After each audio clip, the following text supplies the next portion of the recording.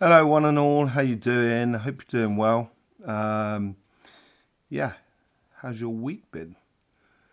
How's your Easter going? Because we're in the Easter time, the renewal. Uh, I'm just sorting out my screens quickly whilst I go through here so I can see what's going on. There we go. Hope you're all doing well. We're going to be talking about chakras and auras today and the human energy system and how it all sort of like fits together. I'm a stickler for mechanics. I'm a Capricorn.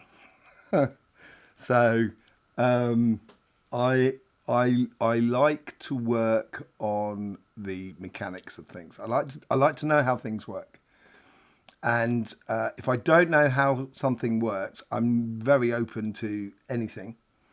And but I tend to put it, I tend to put it to one side and wait for other coincidences, synchronicities that sort of confirm or help to shape that sort of idea of how it really works. Because I like to sort of like correlate how it works with what I'm seeing, obviously.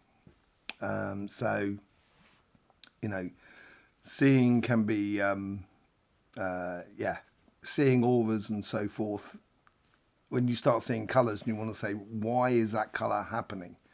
So I spent a lot of time after my NDE when I was like 22. Oh, my memory, 22. I spent a lot of time trying to understand what I was seeing. And obviously, I was concentrating on people and stuff like that. So you can see the changing colours within people's auras as they're sort of like going through stuff. VJ, I was calling you Viblis last week. How you doing, Glenn? How you doing? Lovely to see you all. I was calling you Viblis last week. I do apologise. It's VJ, isn't it? So yes, evening all.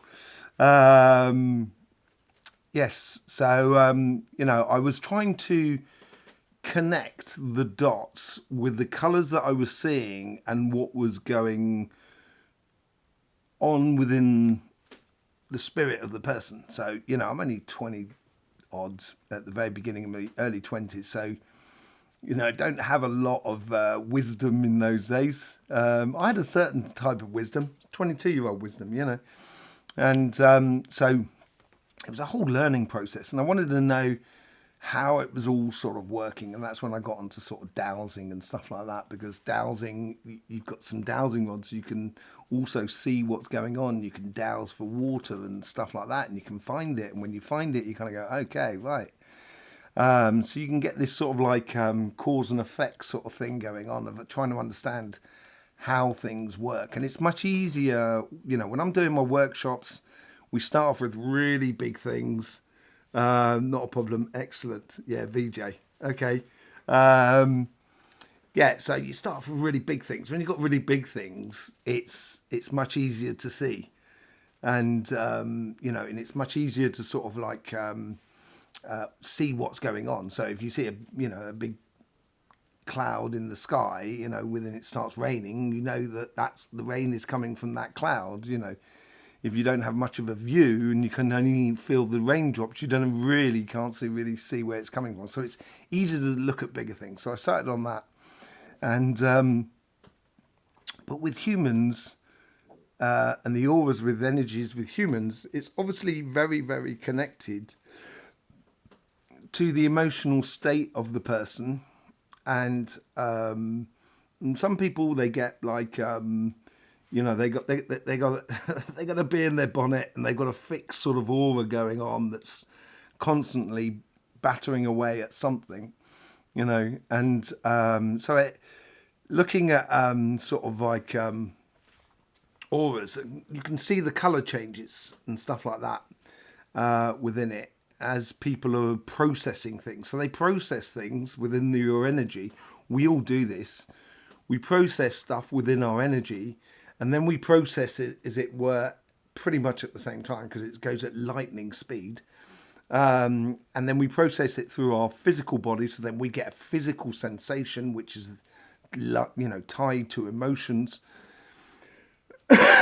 which then, in theory, that's when the logical mind comes in and says, okay, these are the emotions, this is what we should be doing. And that's that evident path that we should be following. So understanding our our energies of how it works, it really does help out. Curly Whirly Buzzy. Nice name. Curly Whirly Buzzy. Blimey. I finally caught your Sunday Live. You finally caught it. Yes. Welcome. So yes, as I go through this, if you've got a question, try and keep the questions down, because obviously for me to read in the comments, I'm not saying don't comment. What I'm saying is try and keep it down to essences, because sometimes it's a little bit I might miss something because it might be a bit too long and everything like that. So that's how I first started sort of understanding the correlation between chakras and auras and stuff like that. So I was looking at auras, and and you can people talk about observing other people and seeing, there's telltale signs whether they look to the right or left and stuff like that. I haven't studied that at all, really. I'm much more interested in the energy side of it all, because you can see that sort of like, you can see someone sort of like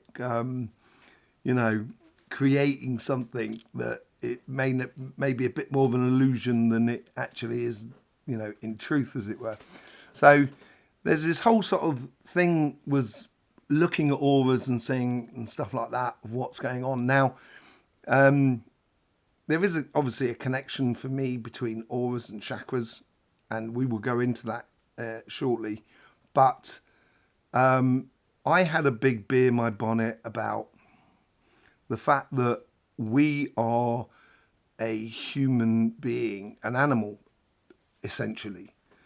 And animals only have 5 chakras, really. And I wanted to understand why they only had sort of like 5 chakras, as it were.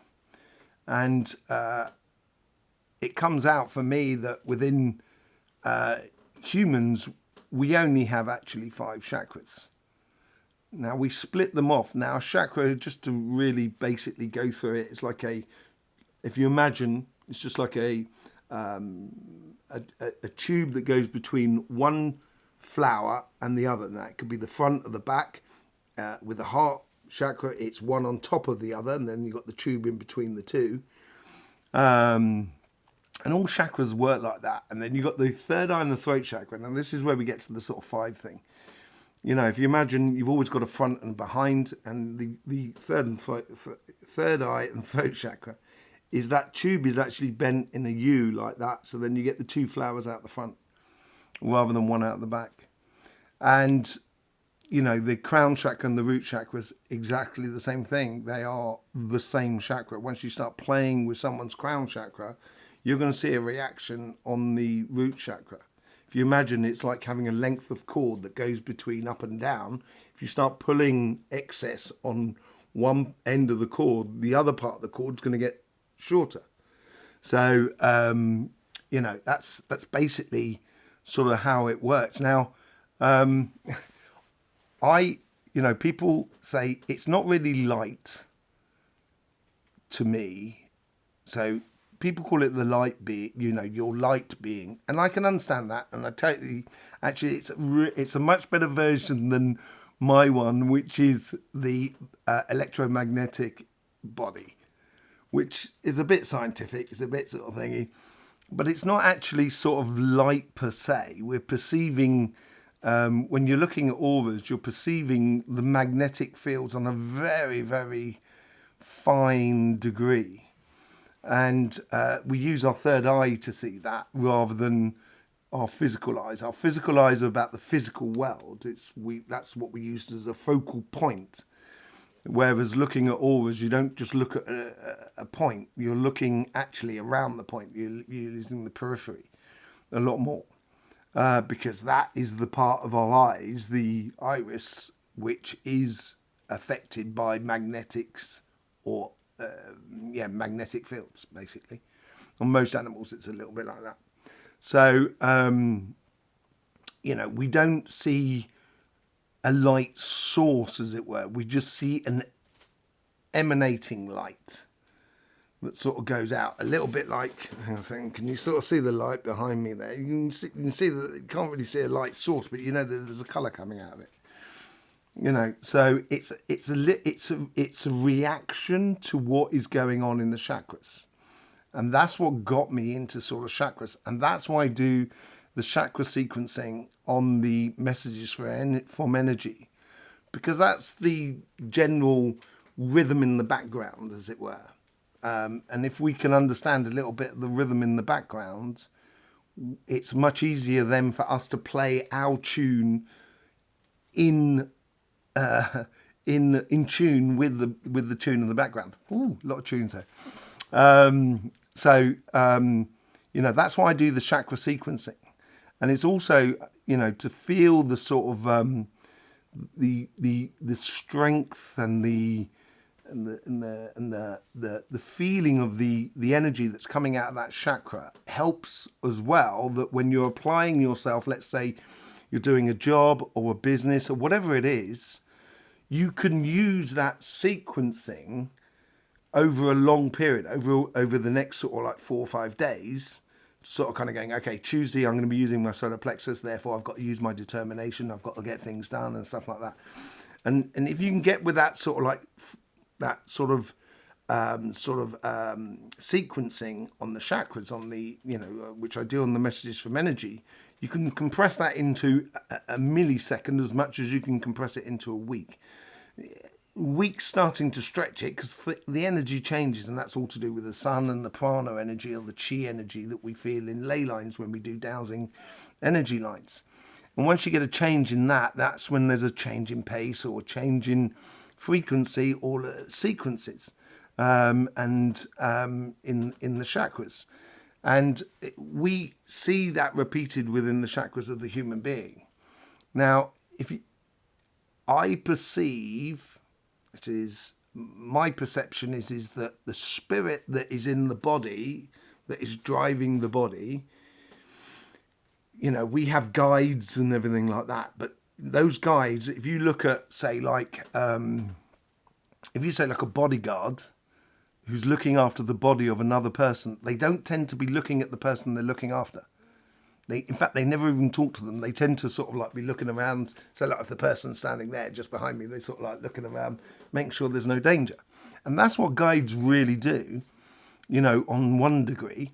And there's another degree where they're helping out in the way of sort of saying, you know, through spirit, so through spiritual choices and stuff like that, you know, which they have a bit, you know, a bigger view, as it were. And human presence showing high activity, energy. Sorry, I'm just reading the comment there. Okay, so let me read it to you. Do you think the Schumann's resonance? This comes from Curly Whirly Susie. I called you Buzzy earlier on, didn't I? Sorry. Do you think the Schumann resonance showing high activity, energy hitting Gaia is actually upgrading our DNA strands? I'm exhausted when we get these spikes. Now that could be down to a lot of different reasons.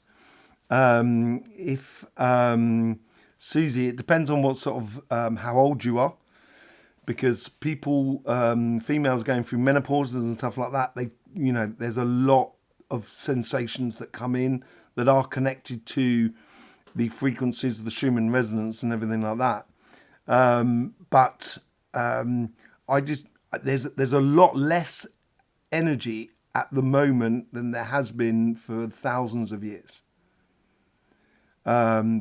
This is simply because we're going through a pole shift. So what happens is if you imagine a sauce, once you start making a sauce, you know, boiling off a sauce, you still get the same amount of salt and flavors in there, but in a lot more condensed. And that's what the energy is at the moment. So you only need a slight change for everything to be changed across the whole field. So we're becoming a lot more sensitive to very minor changes and so forth. So the Schumann resonance, I think, is getting more and more condensed, if anything else. The actual energy levels are a lot less. So this could also result in having to deal with that dense impact. Also, then you feel a little bit tired maybe because there's just not enough energy really to make us go full on. A little bit like a bear in autumn. You know, the bear just kind of goes, do you know what, I think I could go to sleep for a while. And that's because there's less sunlight and etc. You know, it's hibernation times. And we have that, but over much longer periods of time. So I can totally get the connection with the vibration or the chi or the prana energy that's coming through that does have an effect upon tiredness and so forth. It's yeah, but there's also, we'll go into the signs and stuff like that as well according to chakras. That'd be quite interesting to have a look at all of that as well. And that's also depending on what you're trying to push as well at the same time. So, you know, I'm exhausted with these spikes, and yeah, you can get very exhausted with the spikes, and it does affect loads of people. It shows on a physical sense when we get these spikes of energy, and that's simply because the Earth's energy is so reduced that it's allowing a lot more energy in. So we don't need a massive spike of energy in order to make huge changes. We had it 2 or 3 weeks, no, was it 10 days ago, when there was a solar storm and there was aurora borealis that came really quite south, but it wasn't a massive storm. But the Earth got like this double hit. It was last week actually. This week just gone, in fact. We got a double hit, and it created quite a few problems from something that was really minor, that the Earth would normally deal with it in a very easy way. But that's all to do with pole shift and stuff like that. So, yeah. Getting back to chakras, no, everyone loves a deviation. Yeah, so chakras, I think, is like, if you imagine, it is like one, you have this vertical energy, which is the crown and the root chakra, which is like the staff of Tot, and then you have like the kundalini that goes up, and it's like the vibration that's going up and down between the root and the crown chakra, and as it meets itself coming past at certain times, that's what creates that electromagnetic discharge in a particular area, which creates a horizontal element, which is our chakras. So our chakras are horizontal energy. Our crown, well, the crown and the root chakra is the vertical energy, and all the other chakras are the horizontal energy. And then you have the directional flow, and that's what the left and right hand rule is in physics of electromagnetic fields. I'm getting a bit complicated, I know. So, you know, you have these chakras that go, that is like these electrical cables. And when they have a discharge in them, that's what changes the resonance that is around in the magnetic field in what we would say is your aura.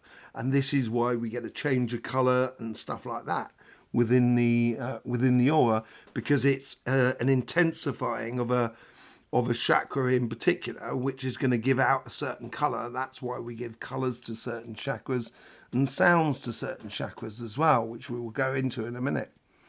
So there is a definite correlation. You know, on my workshops when I'm teaching people to see auras and stuff like that, you know, you can consciously make your aura yellow so it's easier for people to see and stuff like that. So, you know, and we do that in the workshop as well, and it's concentrating on, you know, in a particular chakra. The thing is, as I said in, I think it was the Messages from Energy, or maybe it was another video, I can't quite remember. I mean, in quite a lot of videos actually recently. I don't know if you've all seen them about sort of like, you know, getting a bit more in the background of, you know, what I do on a daily basis. But you know, you can't make a cake with one ingredient, and that's the same thing with an emotion. If you like the DNA, okay, so we're coming on to the DNA. Here we are, curly whirly Susie. Yes, I think it can have an amazing change on the DNA structure, because that's, if you imagine our DNA structure as being that underlining rhythm or tune that our body adheres to in a physical sense. And if we, it's like chicken have DNA markers to perpetually grow teeth, like sharks, but it's not prevalent within their, what they put out. But if the resonance change, maybe we'll have some shark chickens about, So yeah, I think it can definitely change a lot on the DNA and stuff like that. But so if you on a chakra, you don't get just for an emotion. Oh yeah, DNA. This is where I was going. Sorry, got sidetracked there. The DNA. So if you take the DNA of lemon and you take the DNA of oranges and you put them opposite ways to one another, they're exactly the same sort of like DNA. They look exactly the same, but obviously because one's playing one way and the other one's playing the other, you end up with a completely different fruit. And this is the same thing with chakras. So if you were saying like, to have a certain emotion, let's say you had something to do in your life, physically do, so you had to sort out something around the house to do with the allotment or whatever. And it was a fundamental thing. So then you got your sacrum in there as well. So you got your sacrum in there, and you got to do that. You got to have that, that determination, that courage, and also that physical force. Therefore, you're going to be, relying on your solar plexus. And if you are, depends on how you're doing it. If you're thinking about it, you're going to be using a lot more about your third eye. But if you're actually doing it, physically putting it into place, you're much more onto your throat chakra. It's like a whistle while we work, whistle while we work. You don't think about it. It's like you don't, when you're doing the garden and stuff like that, your brain switches off, doesn't it? People say, come and see me all the time, and they sort of say, I have problems not being able to switch off my thoughts. And, the only time I can stop thinking is when I go running, for example. And, that's one way. I'm not sure it's the best way in order to do that. In fact, I don't think it's a good way at all. Simply because is when you go running, you've got all your worries in your head, which you shouldn't have. That's you got to stop doing that. But you tend to put those. We put those bags down. We go for a run. We're not thinking about it. It's great. You're doing your garden. You're not thinking about it. It's great. But the thing is, when you stop that activity, you come back to where you put your sack, your suitcase down, and you end up picking your suitcase back up again. And it's stopping that overcharging at the beginning, which is really important. And that I see that in a lot of people where the third eye and the crown chakra is overworking a lot. And it's, as I said, it's like earlier on when I said, if you put on one chakra, you're going to pull the other chakras slightly smaller because you have 100% energy, no more, no less. It's the way it is. And so if you're going to put 80% of your energy up there because you're really overthinking things, you're gonna feel tired. You're gonna feel aches and pains in your body because haven't quite got enough energy running around the rest of your body to deal with all of that emotional sort of stuff. So the way in which we play our chakras or engage in ourselves, if you only have to be conscious for a moment to set yourself up, and the energy will take over. And because it goes so quickly, the energy as well, the chakra sequencing, as I said, you can look at it over 4 or 5 days, that sequencing, as it filters out over 4 or 5 days. But you can also look at it lasts over an hour. It's like if you look at the winter seasons, these seasons, so you got your spring, summer, autumn and winter. And if you look in the daytime, you get exactly the same sort of thing on an 8-hour sort of basis. Your autumn period is between 12 at night and 8 in the morning. And then your winter period is between 8 and 12, that's when you start preparing, you're doing your day, you start doing things. In winter, that's when you really start sorting out the ground for planting. And then from is it 8 hours or is it 6 hours? It's 6 hours, isn't it? Sorry. So it's 12 to 6 and then 6 to 12. And then from 12 to 6 in the afternoon is where you get into spring. And that's really when you're getting into the flow of things. And then supposedly between 6 and 12, that's normally where you get your summer, where you profit from your labor of the day. And so if you know that you're sort of doing a certain activity on a certain day, if you can get into that sort of sync and have that rhythm so it lasts over 3 or 4 days, but also be able to use that rhythm in a short period of time, you can really start playing to your strengths in a way. And it depends on, it also depends, I'm inclined to say it depends on what star sign, depending on which chakras you find easiest to work with, So the chakra and the aura, that's how it sort of works mechanically, as it were. Okay, there's a multitude of things that go on in the aura, which is, if you like, for me, a lot of the memory is stored in an aura. You have lots of things stored in an aura.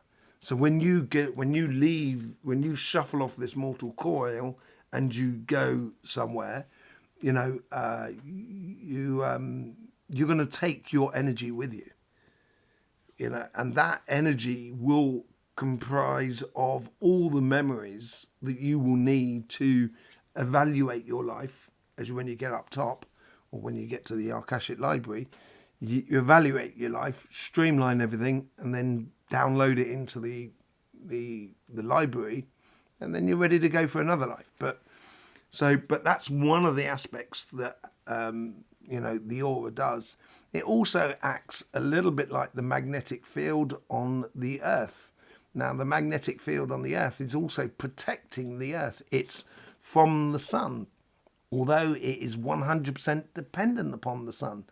So there's this symbiosis between the sun and the Earth, that the sun knows exactly how much juice to give the Earth so it can maintain life upon this planet. And in the long run, that is beneficial to the sun, because as the planets produce a lot of gas and so forth, those gas gradually get squeezed out, like in Jupiter and everything like that, and they become part of the Oort cloud, which is around the sun. And occasionally the sun will kind of go, I need a bit more fuel, and it will pull in one of those asteroids from the Oort cloud, and it will crash into the sun, and it's pure gas, for the sun. So it's a system that sort of like regenerates itself, and that's the same thing with the aura. It has this sort of protection factor about it. I would never suggest to use it as like a protection thing, because that is a standpoint that I wouldn't suggest doing, because when you start protecting things, you end up sort of like putting things in cages and boxes and stuff like that, and you don't want to be putting yourself in a cage or a box, you know what I mean? So but it acts like that, and it has these sort of layers. The outer layers are a little bit more sort of porous, as it were, than the inner layers, and those porous outer layers can feel the magnetic fields of the world that is around us, which contribute to the understanding of what is going on in the energy field around us. But then you also have your ultimate connection to the big kahuna, the big cheese, the one upstairs, as it were, that's coming through you. I touched on animal auras earlier on. Let me go on to plant auras. Now, plant auras, they only tend to give out 2 colours for me. And it's in alignment of what the main colours that they need from light to do photosynthesis. It's as if like they're calling out for that light to come through, and it's a blue and a red in particular. And I don't see yellows. around trees. You may see it in the morphic field above the trees where you start mixing all the auras and stuff like that. But it doesn't seem to see one, and it may be because it's in the forest and they tend to be contained, the magnetic fields, so it may be stretched out because it's like bubbles, as it were. But yeah, they only tend to have like two sort of colours that are going on in their aura. And when Glenn, you like talking to trees and stuff like that, you know, and that's why I think talking to trees is fantastic. I love doing it. You know, obviously I'm nutty. Got past that years and years ago. And the conversation tends to be nice and sort of like slow and easy going. And because it's slow and easy going, it's very simple in a way, but it's I find it very reassuring. As trees, I think, have a lot more wisdom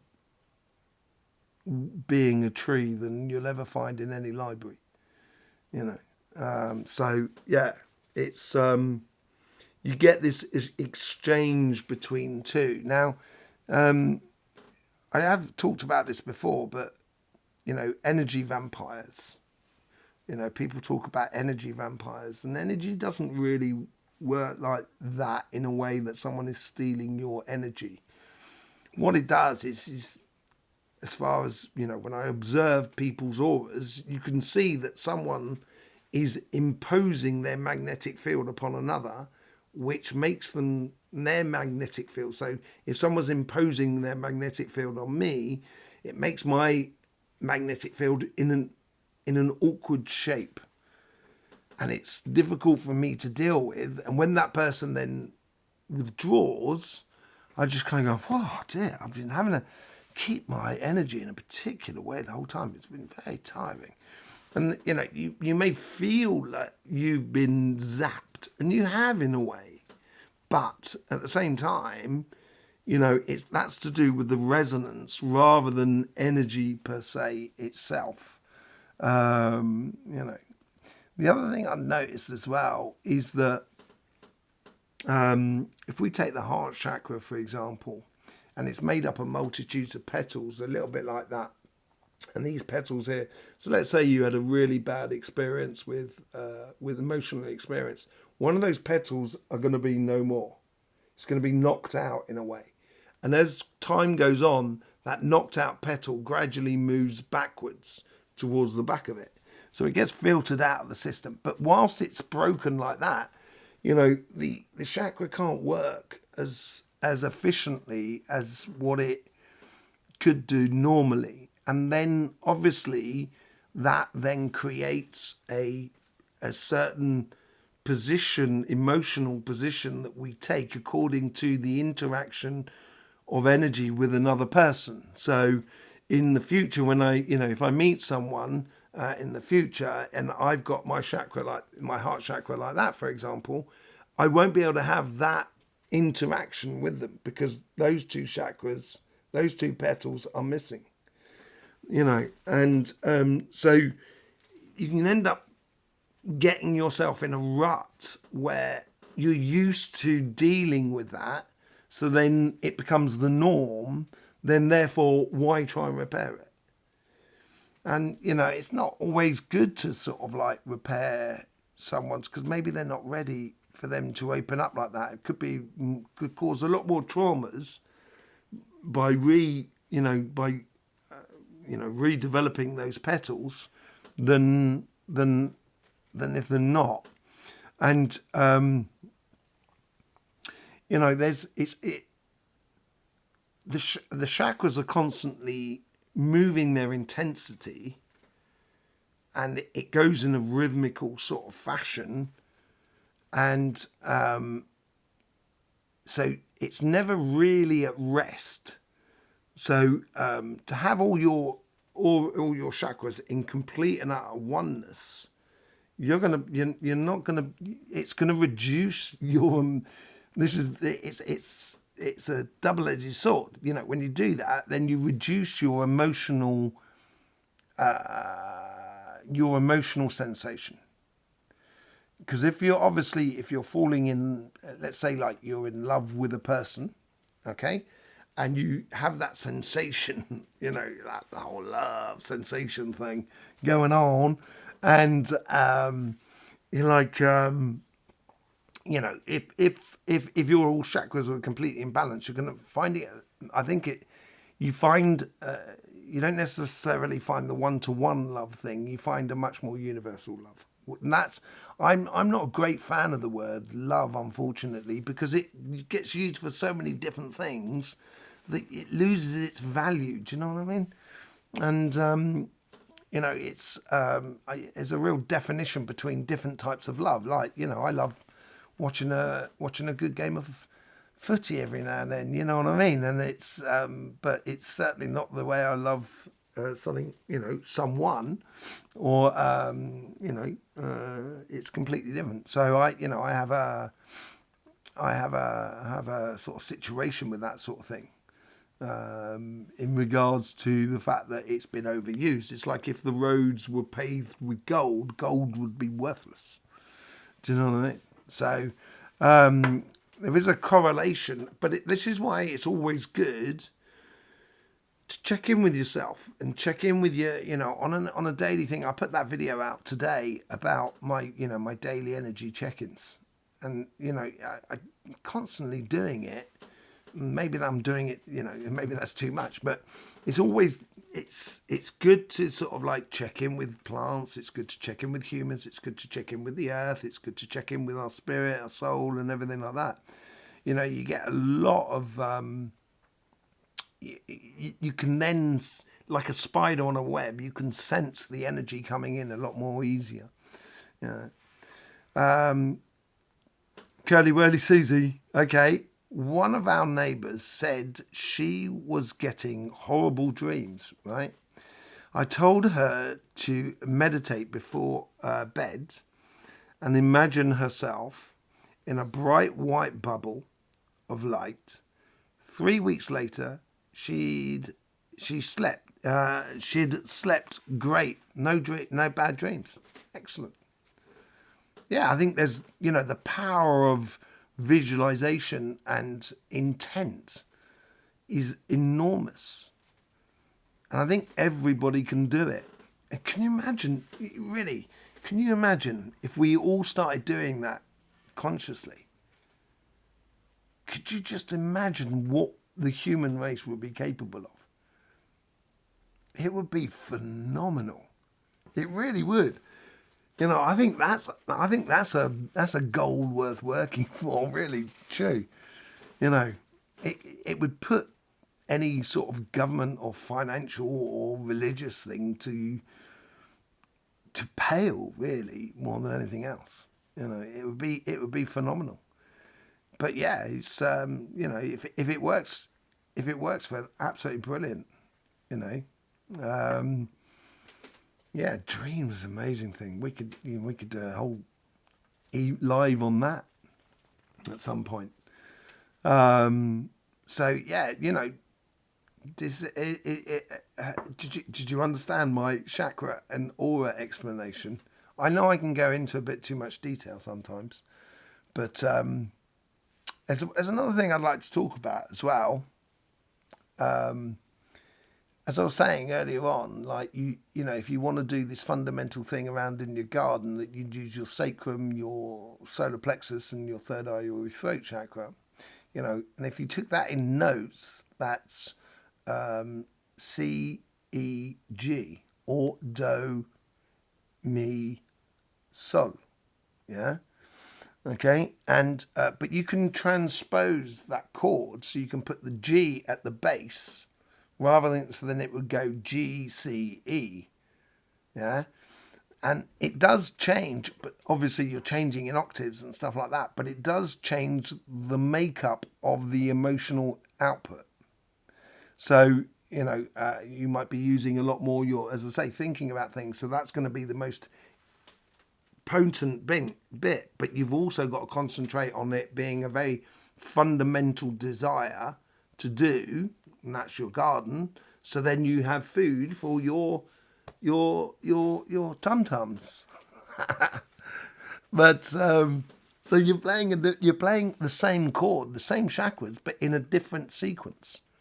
And this is what I say about love. Sort of like, hi Lynn, how you doing? Lovely to see you. If you took the chakra sequencing for love, which is really complicated to do, but there's not one way, one shoe fits all, as it were. If you took that chakra sequencing and then just played it backwards, that's what hate is. So you can understand once you learn one side, you can actually understand the other. And now once understanding the other, that helps us to build bridges together. So we're not so far from the point of feeling of the people that are around us, So it would be much easier to get some sort of synergy going on as we work to something far greater. And just understanding those, taking that time out to feel your chakras and feel the chakra sequencing is really, it really does help sort of prepare even when times are really hard and difficult, because doesn't mean that, obviously it's going to be, absolutely that life isn't got its challenges. But even when times are challenges, it helps you to build something out of it, to go forward, to get out of those sort of like situations. Mass meditation on a world of love and kindness, and the removal of all evil. Manifest it, yeah. We just need to define what is evil, and I put it down to that common sense, curly whirly. I put it down to this common sense. We have a common sense within us. And, I don't know if you ever heard about the morphic fields. It's like Rupert Sheldrake did something on this. But they also discovered this with the, I think it was the orangutans on the Filipino islands. But they also discovered it in birds in the UK, as much as sheep in Australia. So for birds in the UK, you had birds, we used to get milk delivered to the door. Don't know if it's still the case. You get milk delivered to the door, and they were in glass bottles, but they used to have like an aluminium top on it, and the birds can peck through the aluminium top and take the cream. And the moment it started noticing it happening in the one part of the UK, within a day and a half, 2 days, they started noticing it happening across the UK. And it was too quick to happen for one bird to show another bird what it was doing. So then that was that domino effect. The domino effect was too big. And that's when we get into quantum mechanics and so forth. And we have that capacity to do that. And that's what the common sense is all about. And when that's what I mean about sort of like understanding. When you can understand, we're going to be able to pull each other into something that is much more conducive, as you say, curly whirly, that is, consciousness, living consciously, is the ultimate goal, really. And if we can do that with our, keeping our perfectionism, because that's what our evolution is all about, our perfectionism in place, we really could do some amazing things, I think. Yeah, totally. I totally get it, yeah, it's getting into that sort of like common sense. It's like meditation is a state of being that you can maintain as you go through your daily life. Life should be a state of meditation, basically. And when you can find yourself in that state and feel it physically within your body, you can recreate it from within. And you don't need to be, necessarily, collective consciousness. Yeah, exactly, Lynn. But that is a double-edged sword as well. That's why you can't give energy to another person. Because if I could physically take your energy away from you, in theory, I could run the universe. So there is safeguards within energies. And, collective consciousness, it's, in a way, the reason we have different, it's like we should look at consciousness like a sphere.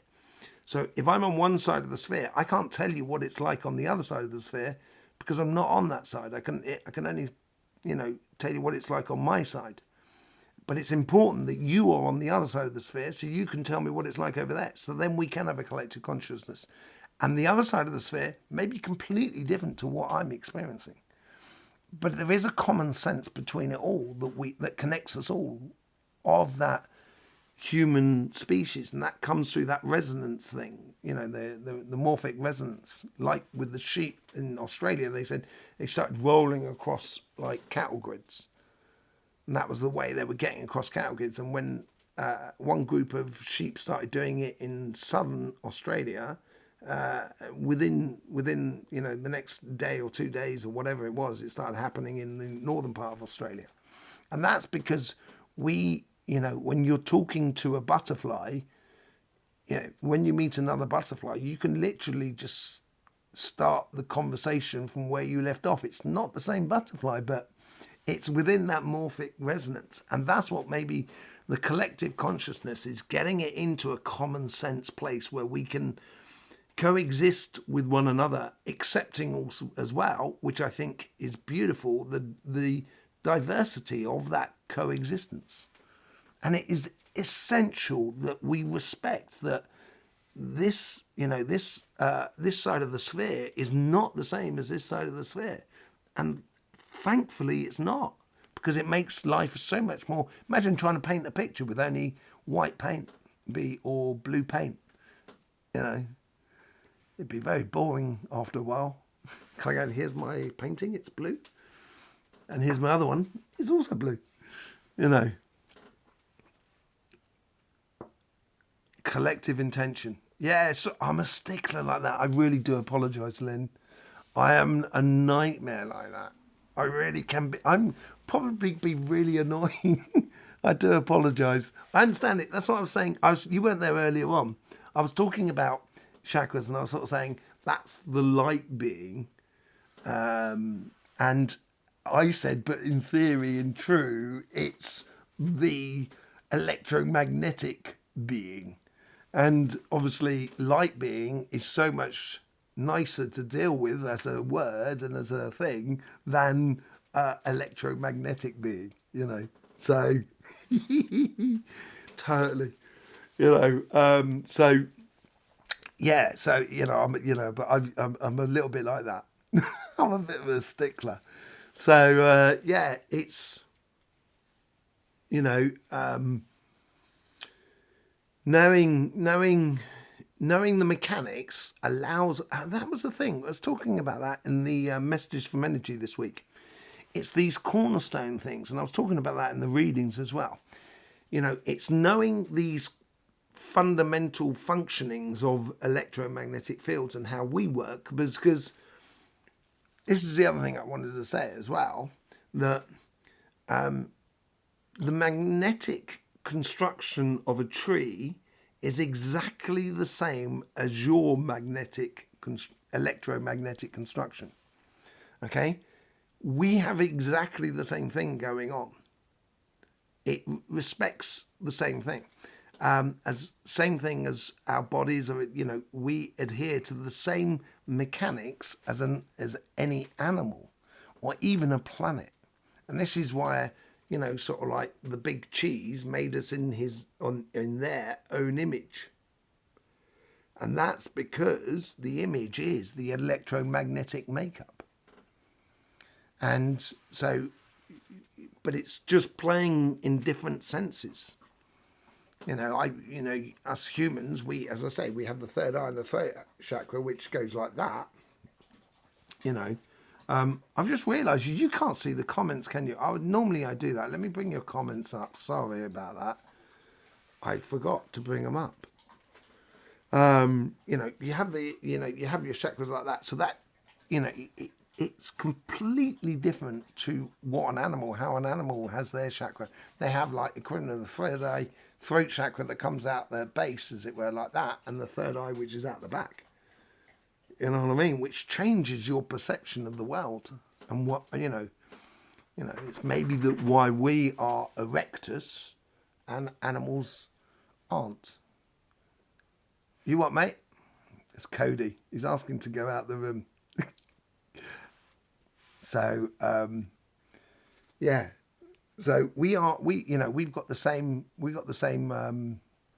same sort of electromagnetic sort of makeup. And this comes down to that whole sort of like cornerstone sort of things.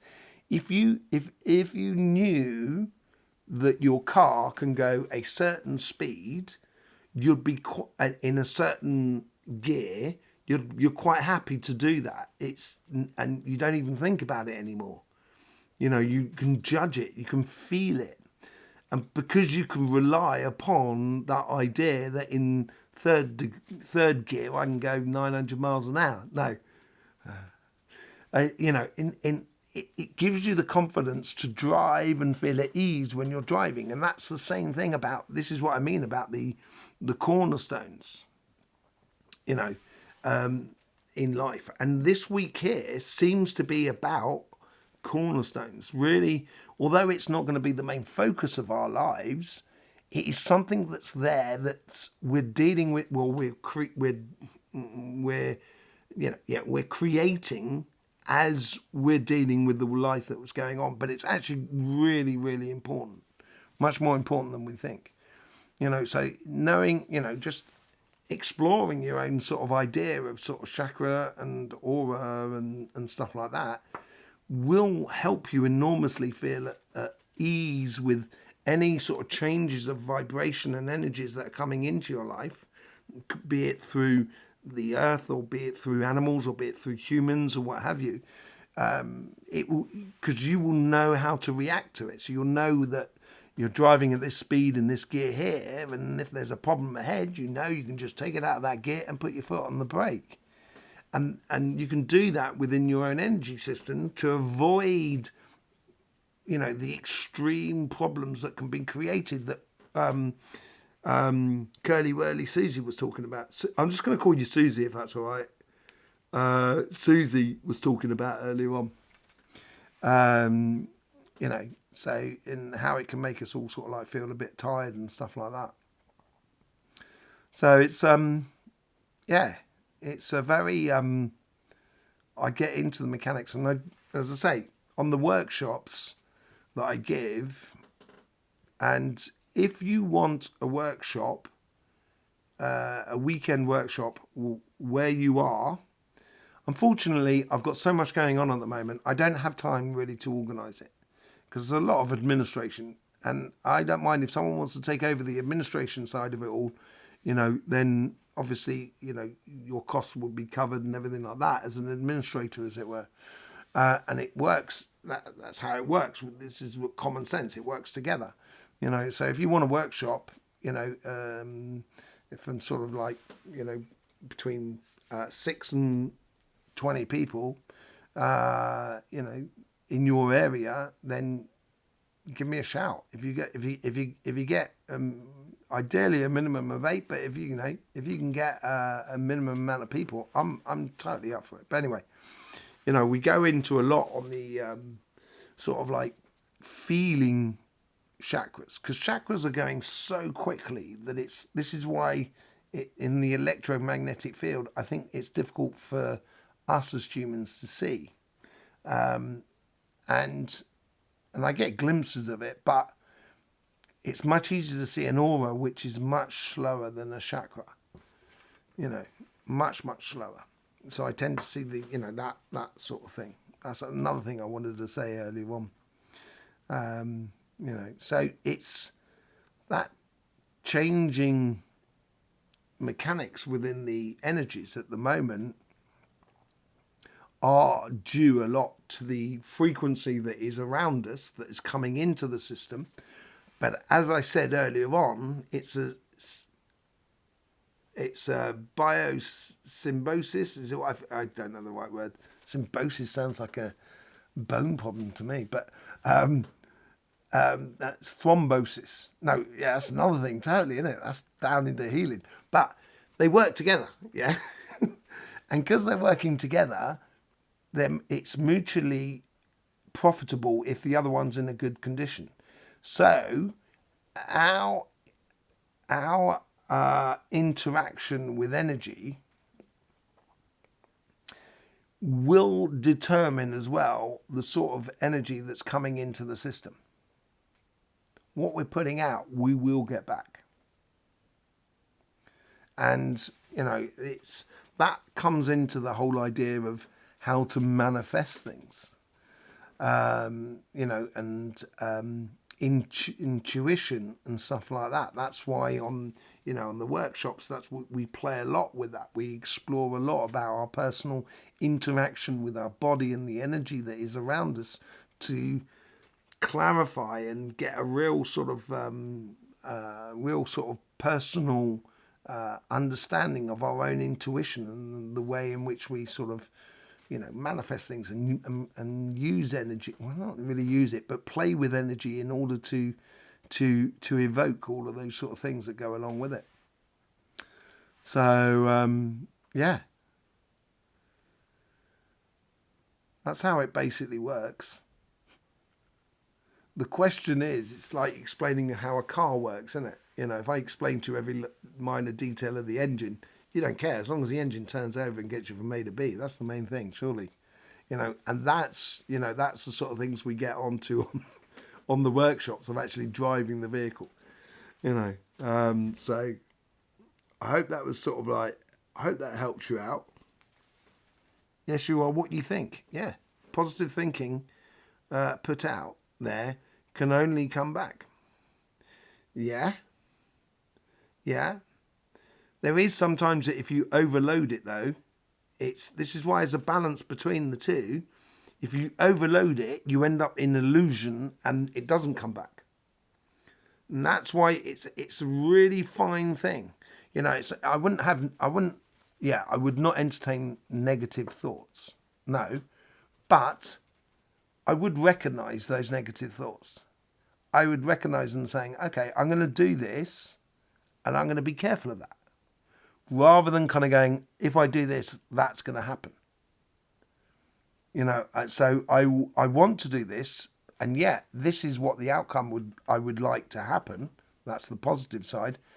And in order for that, more of a chance for that positive side to come out, I have to be conscious of the flip side, the bad side of it, without vilifying it and without giving it too much energy. So it's a real hand-in-hand thing, but I totally get the positive thinking. We can see it on the functioning of the body and the brain and the immune system and everything like that. It's it's totally what you say, Glenn. Yeah, I am being pedantic again, aren't I? I'm being pedantic again. Stop it. Gee whiz. Yeah, but yeah, no, positive, totally, Glenn. Yeah. Positive thinking and outcome, the positive will come out. Yeah. So I totally get that. I have to be realistic though sometimes, which is a bit annoying, I know. And in the work I do, sometimes you can't just tell people everything's going to be all right. Sometimes you got to, and it's not easy to tell them. But only positive can come out of that, because maybe we just, thanks, it's all right, Glenn, I'm sorry I jumped in, I should have just agreed with you, really, I do apologise, yeah, it's but there is a thing, it's like the whole placebo effect, isn't it? It's a similar sort of thing. We're not going to get good results without the placebo effect. It's a major player in every situation. If you believe you're going to win a race, you probably have a better chance of winning that race. Obviously, there's, if you're eating 500 hamburgers a day and not doing any work, not doing any running, you're never going to do it. Got to go. Good night. Good night, Curly. Good night, Susie. Thank you very much for your interaction. So yeah, if you think positively about it, your odds go up. Let's put it that way. Your immune system goes up. There's lots of things that go up. Yeah, I totally get that. But the placebo effect is it's an important ingredient within anything you're trying to do. And even in the placebo effect within in health wise. There is this also, there's one other thing I was going to check on. There's, which was, about blind people and temperatures of rooms and stuff like that. And if you paint a room in a different colour, you get, blind people tend to sort of like pick they're both at the same temperatures, but you paint them differently. And one room will be perceived as hotter as the other because of the way it's painted. And that's all down to that sort of like electromagnetic energies that's going on, even if you couldn't see the colour. So there's a lot to be engaged with when we're talking about auras and chakras. That really, yeah, is that good? Blimey. So yes. Any other questions? I was actually going to, we didn't touch on it though, but to go into the star signs and your, and chakras and stuff like that, which maybe we should do another time, because we're now pushing the limits, as it were. So yeah, hope you get the best out of these videos. It's just trying to sort of like, help, so we can all help each other find a happy medium with how we're engaging with the world, emotionally, mentally, physically, healthily, so, and it's so lovely to sort of like see all the support that people give it. It's really beautiful, the comments and everything like that during the readings or any of the other videos. It's lovely to sort of like hear from people and stuff, that it's all going well. So yes, or if it's even going difficult, just sharing and caring and basically, which is really nice. Sounds good with the star signs at some stage. Yeah, I think that'd be really interesting, because obviously everyone will have their bit to put in as well. Because there's I think it'd be really interesting. I believe that. I worked with a lady. This is from Lynn. I worked with a lady who was blind and deaf. Right? Okay. Her mum walked in the room to visit her, and she instantly started to cry. It was so profound. Oh wow. Yeah. It's surely all the other senses must get really, really heightened, and I would say the electromagnetic fields gets incredibly heightened. I have worked on a few people that have been blind, and it has been really interesting, their perception of the world through sound. I haven't actually worked with any deaf people, like real deaf, like fully deaf people, which would be interesting. But, on the people that I've seen that have been blind, as their auditive perception is incredible, really, really incredible, amazing, really as well. And I'm sure they can. They feel that electromagnetic fields, like, your dog knows when you're coming home. When you're, if you leave your dog at home, your dog knows when you're on your way home, and it gets all excited and everything like that. because that's to do with that magnetic field factor going on. And we're all connected. Everything is connected without without exception. As much as your, even the name objects, as in, your chest of drawers and stuff like that, it's all connected. All very well connected. So, there you go. I think I'm going to love you and leave you for tonight. It is Easter. I hope you're all having a lovely Easter, by the way.